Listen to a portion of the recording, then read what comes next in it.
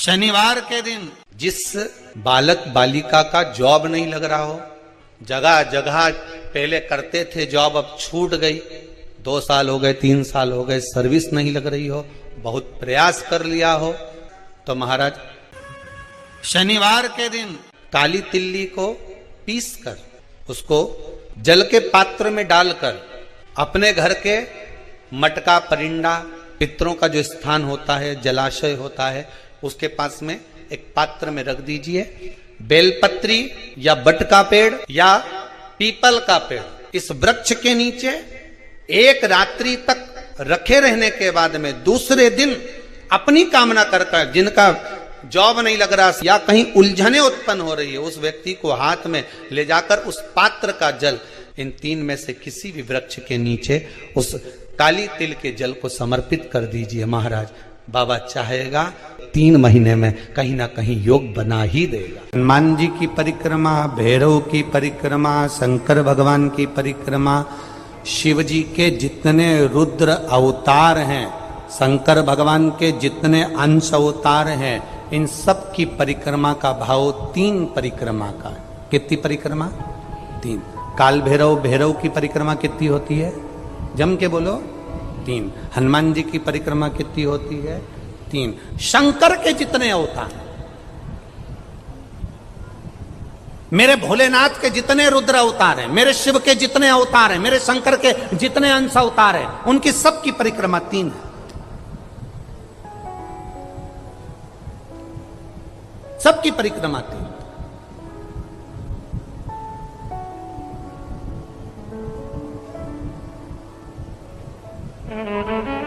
शिव परिक्रमा का भी भाव है, 3 परिक्रमा शंकर की भी है, पर पूरी नहीं।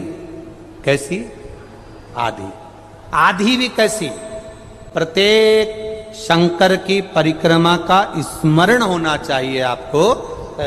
ये समझे जरा, बहुत अच्छी तरह से आज कथा निकली है तो उसको समझ ले। फल शिव की आधी परिक्रमा जब हम करते हैं, उस परिक्रमा का फल हमें बाबा कब प्रदान करते हैं वो समझने वाला विषय, ठीक है। ये शिवलिंग, ये जलाधारी, ये भगवान के चरणारविंद जहां गणेश, कार्तिकेय, अशोक सुंदरी है, उस स्थान का। अब मंदिर के बीच में गर्भगृह में ये शिवलिंग रखा है। हम जब परिक्रमा चालू करते हैं तो यहां से यूं गए और यहीं से हम वापस आ गए, वापिस हम यहीं से आ गए। शंकर की परिक्रमा पूर्ण कब मानी गई? आधी परिक्रमा को पूर्ण कब कहा गया? शिव की परिक्रमा को हम पूर्ण कैसे मान सकते हैं? हम कहते हैं, हमारे शास्त्र कहते हैं कि शंकर की 3 परिक्रमा करो, या भगवान की 3 परिक्रमा करो, या देवता की 3 परिक्रमा करो। परिक्रमा का फल कब मिलता? परिक्रमा का अंश फल कब मिलता? शिवलिंग जलाधारी मंदिर के बीचों बीच है। जब मंदिर के बीचों बीच है, नंदी बाहर है, आपने परिक्रमा करना प्रारंभ करा, पूजन करने के बाद यहां तक गए, यहां से पानी बहता है, जल बहता है, तो हम इसको लांघते नहीं है। नहीं लांघते ना, इसको लांघते नहीं है। जब हम परिक्रमा करने के लिए यहां तक जब पहुंचते हैं, पहुंचने के बाद यहीं से थोड़ा सा पीछे हटकर हमको शंकर के शिवलिंग के वहीं से खड़े होकर नंदी का दर्शन करना चाहिए। जब हम परिक्रमा कर कर वापिस लौटते हैं, नंदी का इस शिवलिंग के सम्मुख से जब बाहर बैठे नंदी का हम दर्शन करते हैं और वापिस अपनी जगह पर आकर खड़े होते हैं, तब हमारी परिक्रमा एक पूरी मान ली जाती है और उसका फल हमें प्राप्त होता है। उस परिक्रमा का फल, हमने शंकर भगवान की परिक्रमा करी, किसी ने कहा आदि परिक्रमा करो, हम यहां तक गए, यहां से लौटकर वापिस आ गए। उस परिक्रमा करते समय हमने नंदी का दर्शन एक बार भी नहीं करा। अगर नंदी का दर्शन नहीं करा तो उस परिक्रमा का कोई फल हमें प्राप्त नहीं हो सकता। उस परिक्रमा का कोई फल हमें प्राप्त नहीं हो सकता। अब 3 परिक्रमा हमारा वर्णन किया, तो 3 परिक्रमा क्या करोगे? यहां वापिस आओगे, यहां वापिस जाओगे क्या? बोलो जम के, वापिस जाओगे क्या? नहीं। 3 परिक्रमा शंकर भगवान की जो वर्णन करी गई, यहां से चले, यहां पहुंचे, पहुंचने के बाद आपने यहां शिव जी का शिवलिंग के वहीं से नंदी का दर्शन करा, फिर वापिस पलटे, फिर नंदी का दर्शन करा, फिर पलटे, फिर नंदी का दर्शन करा। यहां खड़े होकर आप जब 3 बार नंदी का दर्शन कर लेते हो, एक ही परिक्रमा में 3 बार नंदी का दर्शन कर लेते हो, तो 3 परिक्रमा का फल प्राप्त हो जाता है और हमारा वो कार्य सफल हो जाता है। 3 परिक्रमा का।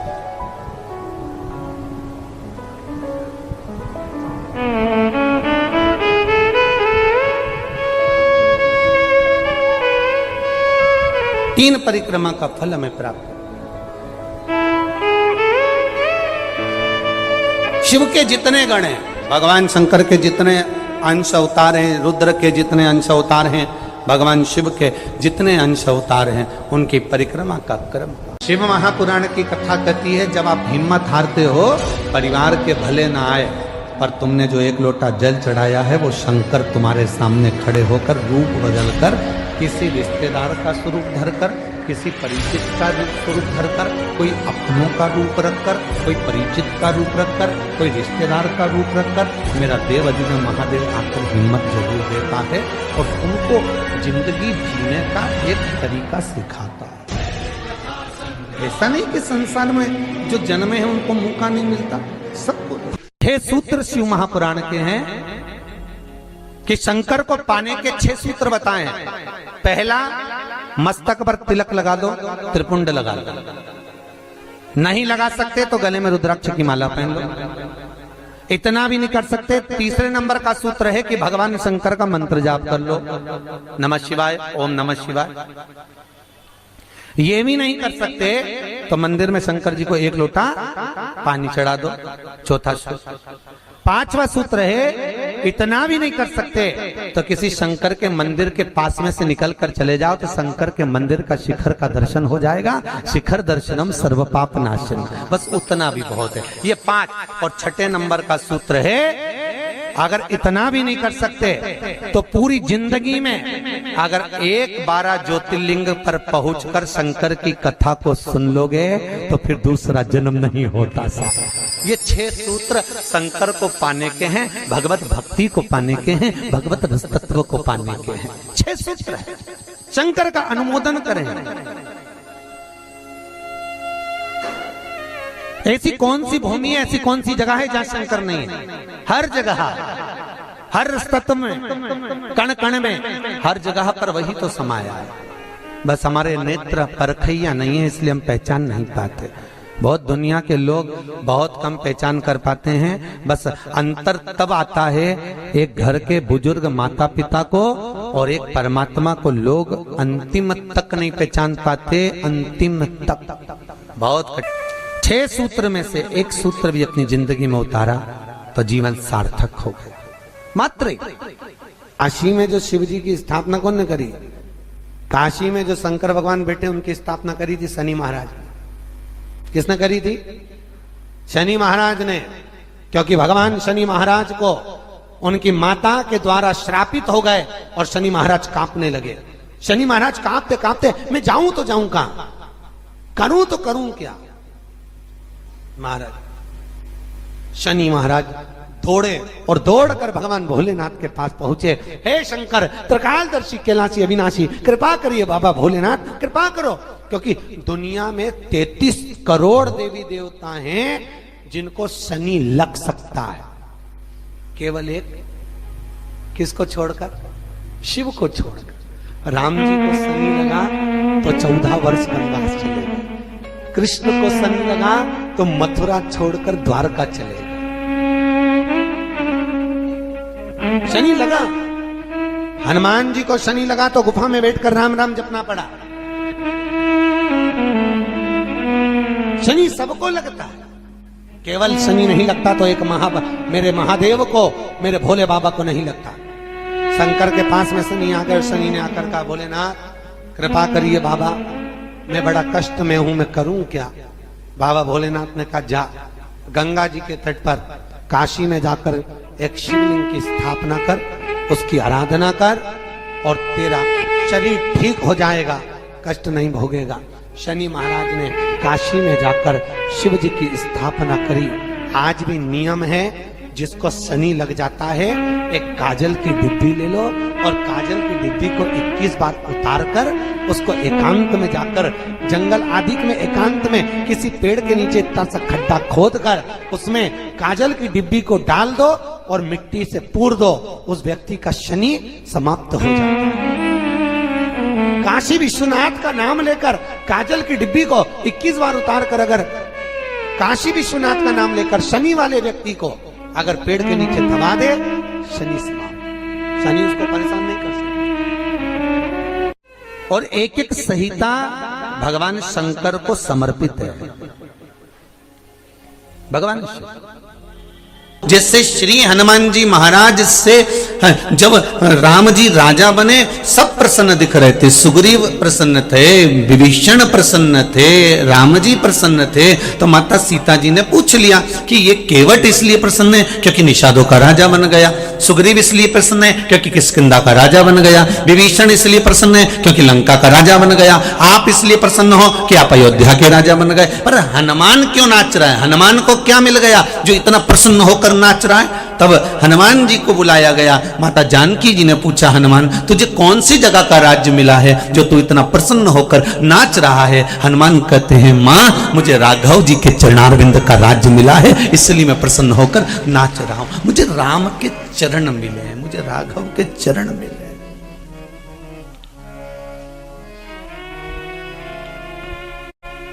पवन तनय संकट हरण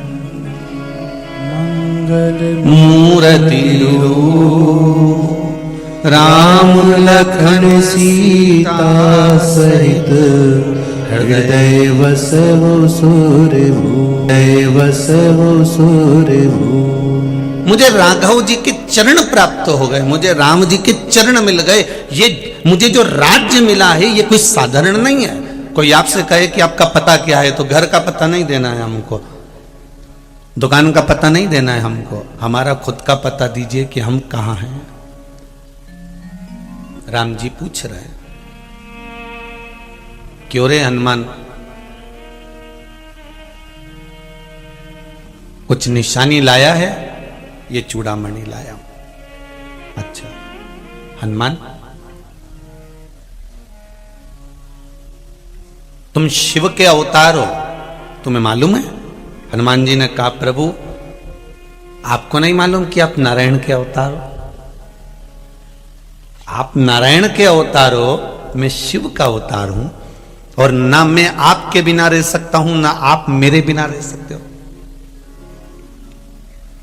इसलिए मेरा अवतार हुआ है और इसीलिए आपका भी अवतार हुआ है। जी राम जी ने कहा, हनुमान पूर्व के लेन देन मिटाने के लिए हमारे अवतार हुए हैं।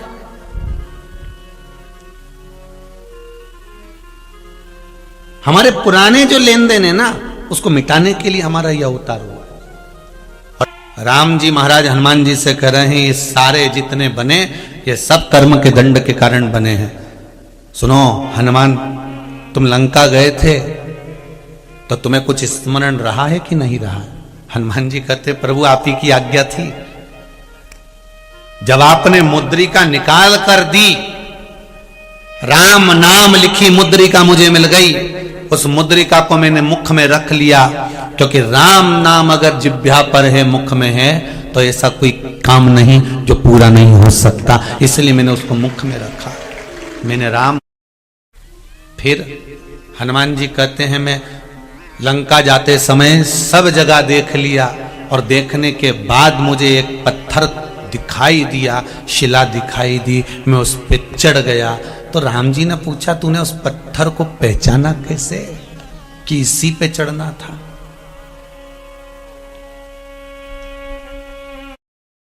तूने पहचाना कैसे उस पत्थर को? उस पत्थर को कैसे जाना है तू?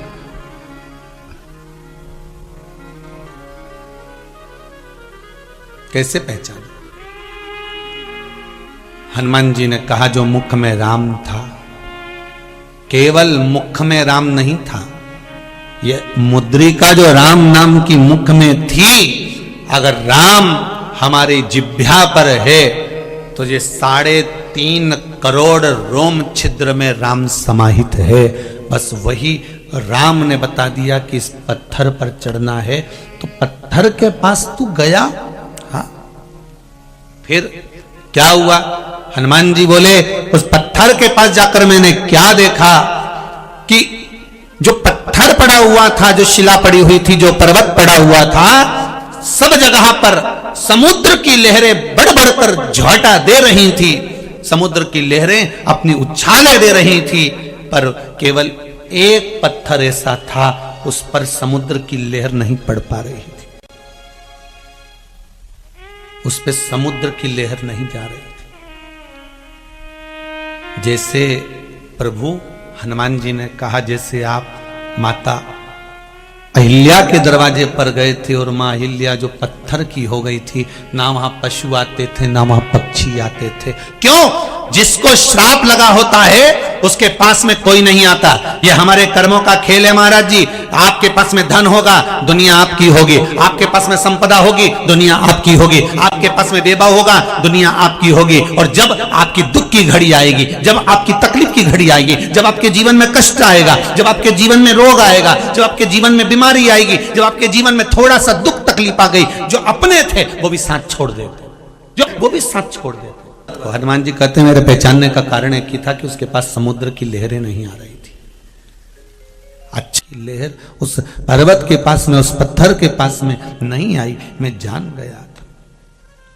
फिर इसलिए मैं उस पत्थर पर चढ़ गया। राम जी ने कहा हनुमान तुम उस पत्थर को पहचानते हो? हनुमान जी बोले प्रभु बस यहीं तक जानता हूं कि समुद्र की लहर उसके पास नहीं पहुंची, इसलिए मैं उस पर चढ़ा। ओ, राम जी ने पूछा ऐसा क्यों करा? हनुमान जी बोले आप ही ने तो कहा था कि मैं आया, बीच में मुझे निषाद मिला, एक केवट एक साइड में बैठा हुआ था, बाकी के सारे निषाद पास में खड़े हुए थे, सारे निषाद नजदीक में खड़े हुए थे, सारे केवट पास में थे। तो तुमने क्या करा प्रभु? आखिरी में जो बैठा हुआ था उसको बुलाया, एक केवट तुम आओ, राधे, एक केवट तुम आओ, एक केवट तुम पहुंचो उस। और केवट को जब बुलाया तो केवट आया।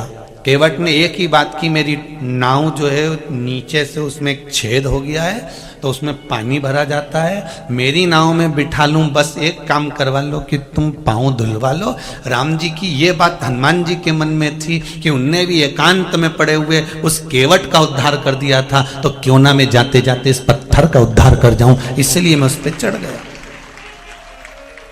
तुम उस पत्थर को पहचानते हो? हनुमान जी ने कहा नहीं पहचानता था, पर पहचान गया क्योंकि समुद्र की लहरें नहीं आ रही थी उसके पास में, इसलिए मैं उस पर चढ़ गया था। जानते हो वो कौन है? राम जी ने जब पूछा, हनुमान ने कहा मैं नहीं जानता। राम जी ने उसी पल कहा हनुमान वामन अवतार जब मैंने लिया था, मैं वामन अवतार लेकर जब राजा बलि के दरवाजे पर भिक्षा मांगने गया था, दरवाजे पर भिक्षा मांग रहा था, राजा बलि के द्वार पर मैं भिक्षा मांग रहा था। राजन भिक्षाम देहि, राजन भिक्षाम देहि। राजा बलि जो धर्मात्मा था राक्षस, था असुर, पर धर्म उसके भीतर था, क्योंकि प्रहलाद के वंश का था, इसलिए दान धर्म पुण्य करना जानता था।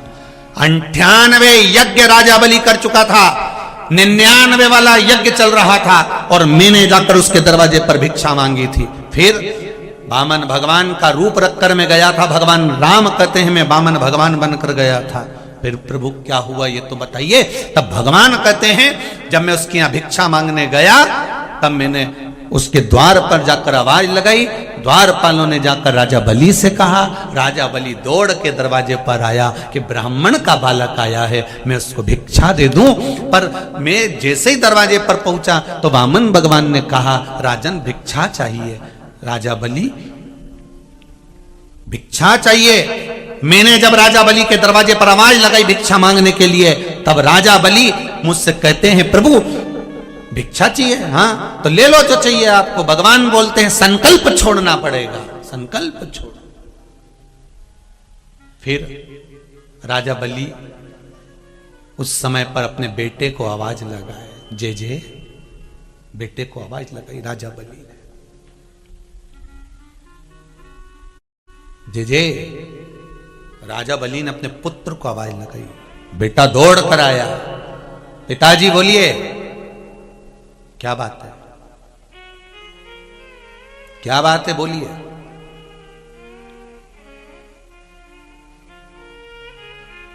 संकल्प छोड़ना है बेटा, 3 पग भूमि का दान देना है, मुझे संकल्प छोड़ना है, जा। 3 दोष 1 लोटा जल चढ़ाने से समाप्त हो जाते हैं। 3 दोष 1 लोटा जल चढ़ाने से 3 दोष समाप्त हो जाते हैं। पहला है वास्तु दोष। कितना भी घर में वास्तु दोष हो, सब कुछ बदल कर देख लिया, अब कुछ मत करो, 1 लोटा जल शिव जी को चढ़ाना प्रारंभ करो। शंकर भगवान वास्तु के देवता हैं। जल चढ़ाओगे, जल चढ़ाना पड़ा।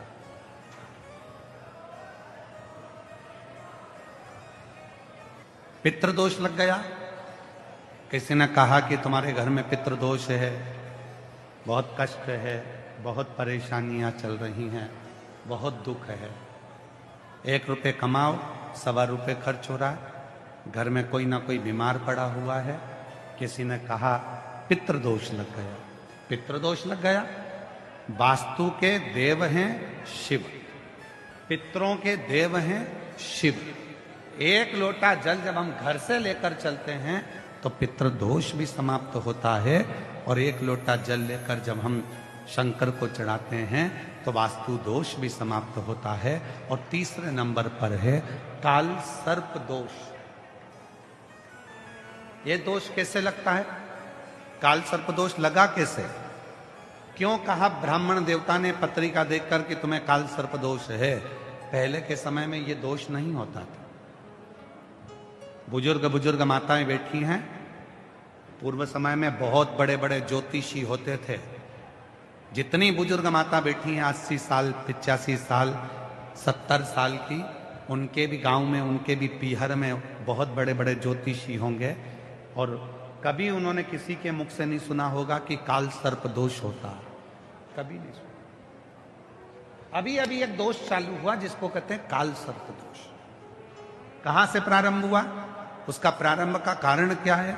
उसके प्रारंभ का एक ही कारण है। क्या कारण है? पहले के समय में भगवान को स्नान कराते थे। घर में जो थाली में, पात्र में भगवान को स्नान कराते थे, उस स्नान का जल, भगवान के स्नान का जल हम पेड़ों में, पौधों में, बगीचे में डाल देते थे। अब भगवान के स्नान का जल हम बगीचे में नहीं डालते। अब हम भगवान के स्नान का जल पेड़ों में नहीं डालते। हम भगवान के स्नान का जल हम क्या करते हैं? उसके स्नान का जल, परमात्मा के स्नान के जल को ले जाकर तुलसी के क्यारे में डाल देते हैं। अब तुलसी के क्यारे में डाला तो गणेश जी महाराज का भी स्नान तुमने थाली में कराया, शिव जी का स्नान भी तुमने थाली में कराया, शालिग्राम भगवान का स्नान भी थाली में कराया, लड्डू गोपाल का स्नान भी थाली में कराया, देवी जी का स्नान भी थाली में कराया। एक ही थाली में तुम्हारे मंदिर में जितने भगवान हैं सबको तुमने थाली में रखा, लोटा उठाया, सब पे जल चढ़ाया, सबका स्नान कराकर और पहुंचकर तुमने मंदिर में वापिस रख दिया। सबके स्नान का जल एक साथ ले जाकर तुमने तुलसी जी में डाल दिया।